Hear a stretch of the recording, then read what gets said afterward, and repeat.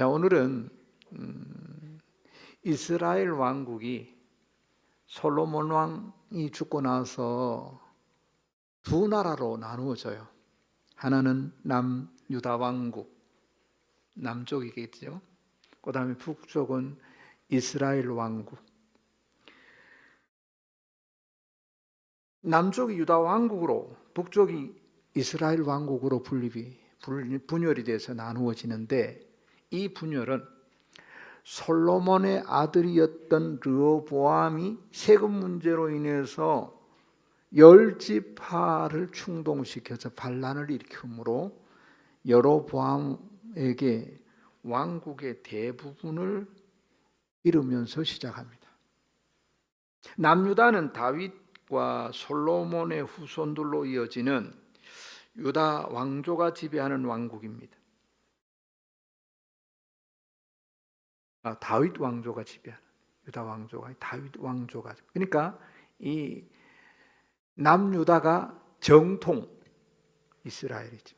이름은 유다지만 정통성을 가지고 있는 이스라엘. 수도는 예루살렘이었습니다.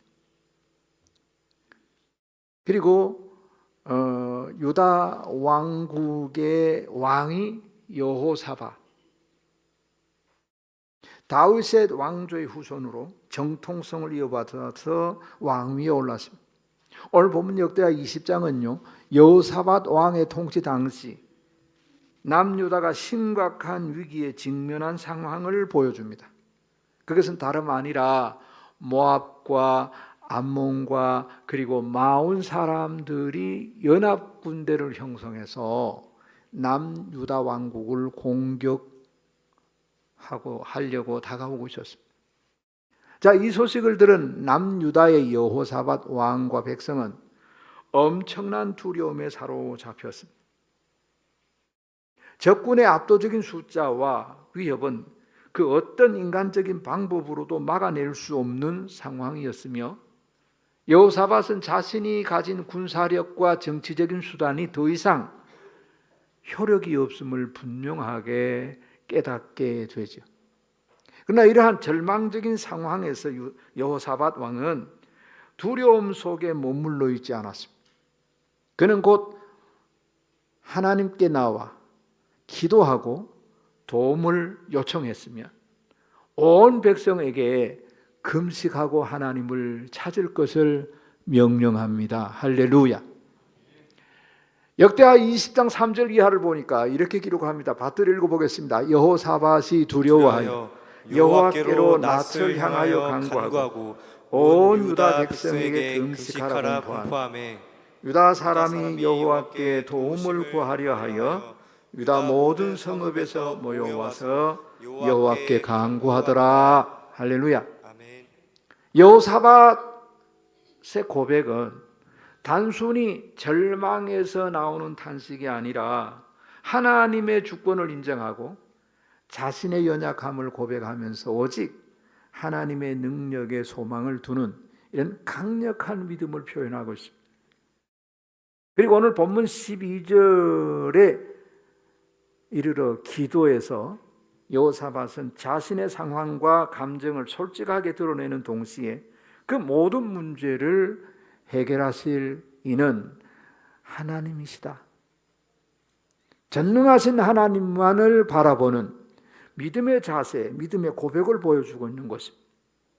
그러니까 오늘 본문 12절은 단순히 역사적인 사건만이 아니라 오늘을 살아가는 성도들이 위기와 절망 가운데 어떻게 기도하고 하나님의 구원을 기대할 수 있는지에 대한 교훈과 도전을 주고 있는 말씀이죠. 이 말씀을 묵상하는 모든 동원 가족들에게 하나님의 응답하심이 충만하기를 주님의 이름으로 축복을 드립니다.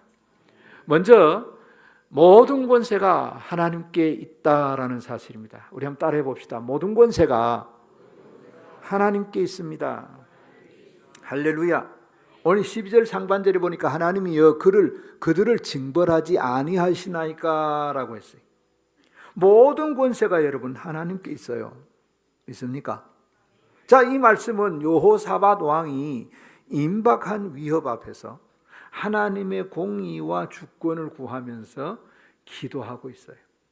남유다를 향한 연합군 공격, 적군의 위협은 왕과 백성이 스스로 해결할 수 없을 만큼 압도적인 상황이었지만 여호사밧은 모든 주권이 하나님께 있음을 고백하면서 기도합니다.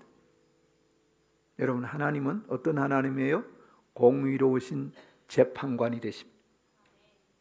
뭐라고요? 공의로우신 재판관이시다. 여기 징벌이라는 단어가 나오는데요, 이 징벌은 하나님께서 악과 불의를 심판하시는 공의로운 재판관 역할을 하신다는 거예요. 여호사밧 왕은 이방 민족의 침략과 그들이 가진 불경건함에 대해서 심판할 권리가 오직 하나님께 있음을 고백합니다. 여호사밧 왕이 자신이나 군사력으로 상황을 해결하지 않고 위선 하나님께 이 문제를 아뢰면서 해결을 강구하고 또 그가 하나님의 주권을 신뢰하고 존중하고 있는 모습을 봅니다. 신명기 32장 35절은 이렇게 말합니다. 우리 한번 받들어 읽어보겠습니다. 그들이 실족할 그때에 내가 보복하리라. 할렐루야. 아멘. 자, 이 말씀은 하나님의 완전한 공의와 주권을 선포하는 말씀으로 하나님께 모든 인간적인 갈등과 원수를 맡기라는 강력한 메시지를 담고 있어요.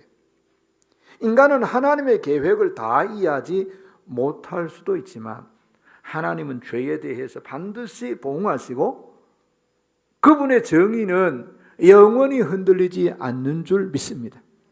그러므로 우리는 하나님의 때를 신뢰하고 악을 행하지 말고 악에게 복수하지 않고 하나님께 맡기는 삶을 살아가는 예배자가 되기를 주님의 이름으로 축복을 드립니다. 여호사밧 왕은 복수와 응징의 권리가 전적으로 하나님의 손에 있음을 고백하면서 인간의 한계를 넘어서 이 일에 하나님의 공의로운 판단을 기대하고 있었어요. 또 하나는 하나님께 모든 권한이 있음을 믿는 태도입니다.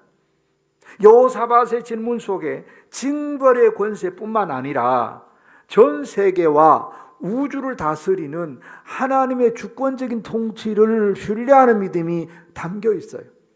여기서 우리는 자신의 백성을 지키고 적을 막을 수 있는 최종적인 권한이 하나님께 있다는 거예요. 여호사밧이 스스로 결정하거나 행동하기 전에 먼저 하나님의 뜻과 하나님의 개입을 구하는 것은 하나님께 모든 권세와 능력이 있다고 믿었기 때문입니다.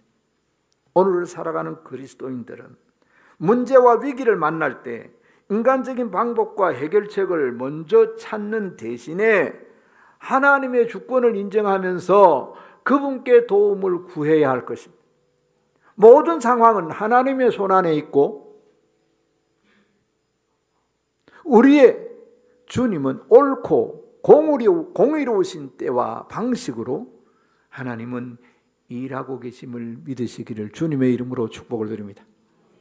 아니, 하나님이 살아 계시는데 우리가 자꾸 발이 손이 먼저 나가고 입이 먼저 나가. 이건 조금 하나님 앞에서 우리 모습이 좀 신뢰가 되는 거죠. 그죠? 아니, 하나님이 하실 텐데 왜 자꾸 우리 손발이 먼저 나가요? 그 다음에 또 하나가 뭡니까? 기도를 통해서 나타난 순종과 의지. 자, 여호사밧 왕은 하나님께 질문을 하는 동시에 우리 하나님이여 라고 부릅니다. 전적으로 하나님을 의존하는 모습이죠. 그는 단지 도우심을 요청하는 그 이상입니다. 이 상황을 하나님의 주권 아래에 맡기겠다는 신앙적인 고백이고 자세입니다. 이는 기도가 단순히 도움이 필요한 요청 그 이상을 말하는 거예요.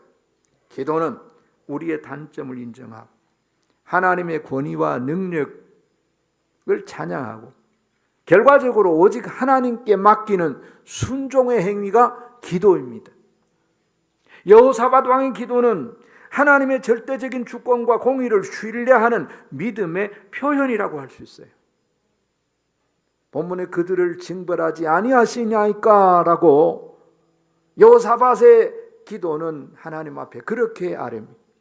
자신과 백성의 한계를 겸손하게 인정하면서 문제 해결의 권한이 오직 하나님께 있다고 고백하는 마음이 거기에 표현되어지고 있습니다. 또 이러한 모습은 위기 가운데 있을 때 기도의 올바른 태도를 가르쳐 주는 거예요. 하나님은 모든 권세를 가지신 공의로우신 재판관이시기 때문에 그분의 판단을 완전하고 때에 맞게 이루신다는 거죠. 우리가 해야 할 일은 뭐예요? 여호사밧처럼 하나님의 권위를 인정하고 어떤 상황 속에서도 하나님의 주권적인 인정을 하면서 믿음으로 기도하고 하나님 앞에 나오는 기도자, 예배자 다 되기를 예수님의 이름으로 축복을 드립니다. 그 다음에 두 번째는 인간의 연약함을 고백하면서 하나님의 도우심을 구해야 합니다. 따라해 봅시다. 인간의 연약함을 고백하며 하나님의 도우심을 구해야 합니다. 아멘. 오늘 12절 중반절에 보니까 우리를 치러 오는 이 큰 무리를 우리가 대적할 능력이 없고 어떻게 할 줄도 알지 못하옵고 라고 했어요. 여호사밧 왕이 극한의 두려움과 무능력 속에서 하나님께 의지하는 겸손한 자세를 여기 볼 수가 있는데, 이 말씀은 인간의 한계나 연약함을 인정하고 전적으로 하나님의 도우심과 인도하심을 구하고 있는 모습이죠. 그래서 인간의 연약함을 우리는 인정해야 하는 것. 오늘 본문에서 우리를 치러 오는 이 큰 무리를 우리가 대적할 능력이 없다라는 고백을 하잖아요. 연합군이 남유다를 공격해 오는데 남유다로서는 도저히 뭐예요? 대적할 능력이 없다는 것.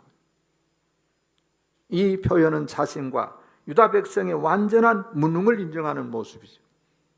자, 이 표현은 육체적인 힘과 군사적인 전략으로는 도저히 연합군의 공격을 상대할 수가 없는 압도적인 대적 앞에서의 솔직하고 겸손하게 하나님 앞에서 자신들을 인정하는 모습이죠. 인간은 본질적으로 연약하고 자신의 지혜나 힘으로는 모든 문제를 해결할 수 없어요. 특히 하나님 앞에서 자신의 부족함과 무능력을 인정할 때 하나님의 권능은 가장 크게 역사하실 줄로 믿습니다. 고린도후서 12장 9절 말씀은 이렇게 표현하고 있습니다. 한번 받들어 읽어보겠습니다. 내 은혜가 내게 족하도다. 이는 내 능력이 약한 데서 온전하여짐이라. 할렐루야. 아멘. 자, 이 말씀은 인간의 연약함이 결코 실패나 끝이 아니라는 거죠. 자, 우리의 약함, 이것은 하나님의 능력이 나타나고 하나님의 능력이 발휘될 수 있는 기회를 가르쳐 주는 거예요. 우리가 약함을 인정할 때 하나님은 우리 가운데서 일하시는 것을 우리가 보게 될 줄로 믿습니다. 우리는 하나님의 은혜가 우리에게 충분하다고 믿고 약함 속에서도 하나님의 능력을 경험할 수 있게 될 줄로 믿습니다. 따라서 우리는 자기 자신의 한계를 인정해야 되죠. 그리고 하나님의 은혜와 능력을 신뢰하며 살아가는 예배자 되기를 축복합니다. 삶의 어떤 상황 속에서도 그분의 은혜로 충분하다는 것을 기억하고 약함이 오히려 하나님의 능력이 드러나는 통로 되도록 주님 앞에 나와 기도하시기를 예수님의 이름으로 축복을 드립니다. 그 다음에 또 하나는 의지할 곳은 하나님밖에 없습니다. 우리 한번 고백해 봅니다. 의지할 곳은 하나님밖에 없습니다. 아멘이시죠? 예. 오늘 본문에 보니까 어떻게 할 줄도 알지 못하였고 그렇습니다. 인간의 지혜나 계획이 위기 속에서 한계를 드러낼 수밖에 없는 표현이죠. 여호사밧 왕은 적군의 위협 속에서 절망하지 않고 자신의 무능력을 솔직하게 하나님 앞에 인정하면서 도움을 구하고 있어요. 뭘 해야 할지 모르는 상황 속에서도 하나님께 나오는 것은 신앙의 가장 중요한 자세 중에 하나입니다. 인간의 전적 능력은 하나님을 의지하게 만드는 기회가, 도구가 될 줄 믿습니다. 신앙인은 삶의 문제나 도전에 있어 자기만의 능력과 방법을 의지하기 전에, 따라합시다, 하나님께 먼저 나와야 합니다. 옆 사람 보고 한번 얘기해 볼까요? 뭐라고? 자기 능력과 방법을 의지하기 전에 어떻게 해요? 하나님께 먼저 나오세요. 할렐루야. 남의 말 하는 것 같잖아. 표현이, 그죠? 근데 실제적이잖아요. 우리 뭐 바쁘다는 핑계대고 힘들다는 핑계대고 하나님 앞에 안 나오고 못 나오고, 춥다고 못 나오고 덥다고 못 나오고 꽃 피니까 못 나오고, 또 멀어서 못 나오고 일이 또 있어서 못 나오고, 20년 만에 친구 만나서 20년 만에 친구 만나면 못 나오는 게 아니고 그 친구 데리고 교회 와야지. 나 권사애가 집사애가 아이 잘 됐다, 너 이때 한번 교회 한번 올라가자. 이러면 데리고 와야지, 기회인데. 그렇죠? 그렇게 하실 줄 믿으시면 할렐루야. 그렇게 하기를 소망하시는 분들 다 할렐루야. 그렇습니다. 성도 여러분, 인간은 스스로의 능력으로 모든 것을 해결할 수 없으며 하나님의 도우심이 없이는 살아갈 수 없는 존재라는 사실을 깨닫고 인정해야 되는 거죠. 우리의 무능력, 어떻게 해야 할지 모르면 하나님께 나아오는 가장 강력한 신앙적인 도구가 되도록 사용해야 돼요. 할렐루야. 그 다음에 세 번째는 오직 하나님께만 소망 두고 그분의 영광을 구해야 합니다. 오늘 12절 하반절에 보니까 오직 주만 바라보나이다, 그렇게 말했죠. 우리 한번 해봅시다. 오직 주만 바라보나이다. 할렐루야. 여호사밧 왕이 이렇게 고백하는 거죠. 절망 상황 속에서 인간의 힘과 지혜를 의지하지 않고 오직 하나님만 신뢰하는 믿음의 태도를 보여주고 있습니다. 자, 하나님께 전적으로 의지하고 그분의 영광과 응답을 간구하는 신앙인의 아름다운 모습을 보여주잖아요. 그래서 우리는 하나님에 대해서 절대적인 의탁이 돼야 돼요. 여기 오직 주만이라고 표현하잖아요. 오직 하나님만 의지한다는 고백. 여호사밧은 압도적인 적군의 공격을 앞두고 세상적인 도움이나 인간적인 방법이 아닌 전능하신 하나님만을 바라보고 그분께 도움을 구했어요. 오직. 이 오직이라는 표현, 여호사밧의 전적인 의탁과 헌신을 나타내는 고백이죠. 하나님 외에는 도움을 줄 분이 없다는 사실을 고백하는 마음의 표현이고요, 하나님만이 구원 주실 수 있는 유일한 분임을 인정하는 거예요. 그렇지 않습니까? 이 나라가 하나님의 도움이 절실히 필요한 때입니다. 믿으시면 할렐루야. 진짜 하나님의 도우심이 필요한 때, 난리 버거지 아닙니까? 네. 이걸 어떻게 해? 네? 또 오직 주만이라는 고백은 신앙의 순수함과 하나님께 대한 집중을 나타내는 거예요. 세상에 다른 어떤 것도 아닌 하나님만을 의지하고 그분의 뜻과 능력에 모든 소망을 걸겠다, 두겠다. 할렐루야. 여러분, 우리에게는 이런 간절함과 절박함이 있어야 되는 거죠. 하나님 모르는 사람이야 뭐 어쩔 수 없지만, 그래도 나를 구원해 주시는 분은 전능하신 하나님밖에 없고, 내 구원의 문제부터 시작해서 어려운 일들은 누가 해결하실 수 있다? 하나님만이 하실 수 있잖아요. 그런데 왜 금철에 못 나와? 이유가 뭐예요? 광화문 가느라고 못 나오십니까? 금요일 날 또 광화문에 모입니까? 그래도 어리둥절 하시네. 예, 한 2번은 어리둥절 하시는 거 보니까 찔렸나 봐.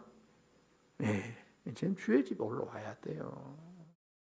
심각하잖아요, 이 나라가 지금. 이 위기 상황에서 우리가 이 나라를 세우고 건져야 되잖아요.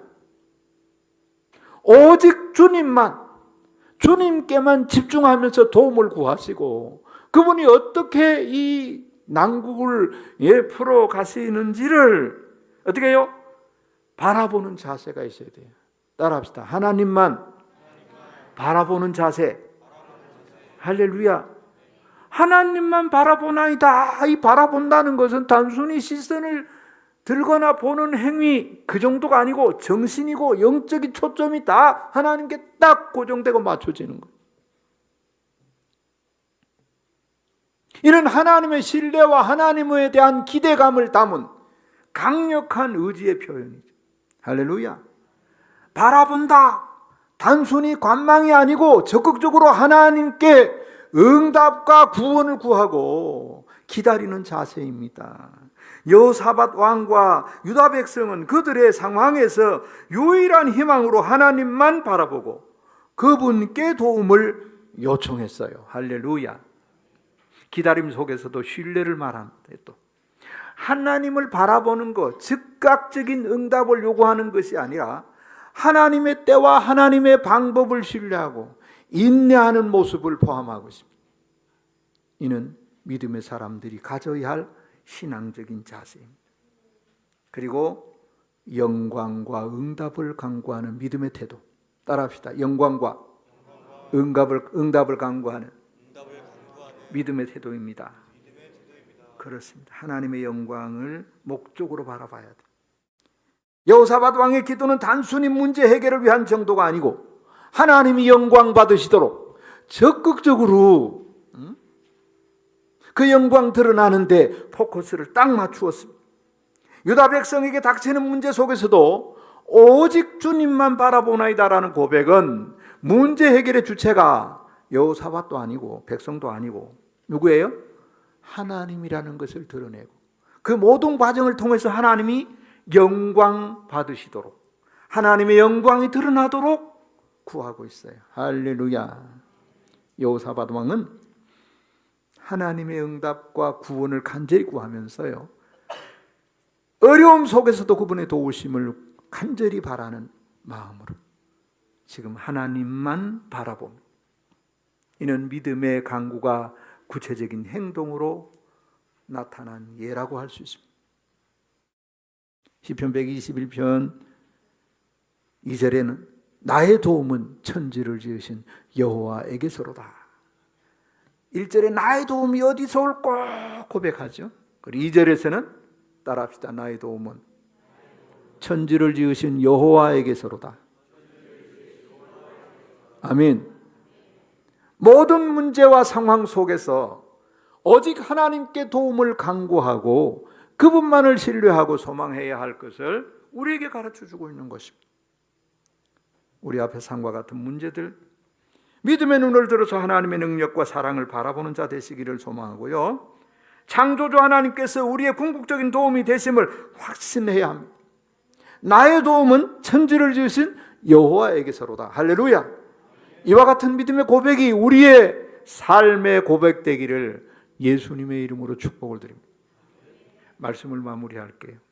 우리의 삶 가운데 위기와 절망의 상황을 마주할 때 어떻게 하나님의 도우심을 구해야 할까? 명확하게 오늘 본문은 가르쳐 주잖아요. 하나님께 모든 권세가 있음을 인정하고 인간의 연약함을 솔직하게 고백하고 그분께 전적으로 의지하는 신앙으로 주님만 바라보는 저와 여러분들이 되기를 예수님의 이름으로 축복을 드립니다.